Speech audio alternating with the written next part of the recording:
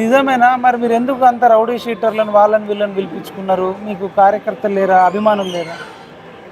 సుధీర్ రెడ్డి గారు ఏం మాట్లాడుతున్నారంటే, ఒక ప్రజాక్షేత్రంలో ఉండి, ఒక బాధ్యత గల ఎమ్మెల్యే పదవిలో ఉండి రౌడీ షీటర్లు అందరినీ ఒక వేదిక మీద తీసుకొచ్చిరు నామినేషన్లో అని చెప్పి మాట్లాడుతున్నారు. ఎవరండి కత్తులు కటార్లు ఎక్కడున్నాయండి? చూపించాలి మీరు.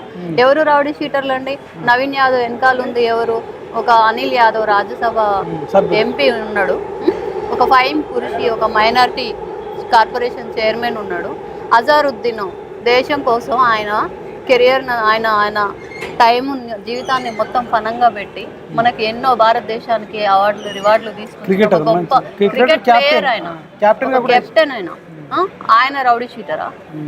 ఈ విధంగా మాట్లాడడం ఎంతవరకు ఎన్ఎస్వి వెంకటస్వామి గారు ఉన్నారు అంటే మీకు దళితులు అంటే, మీకు బీసీ బిడ్డలు అంటే, మైనారిటీ బిడ్డలు అంటే ఇంత చిన్న చూపా?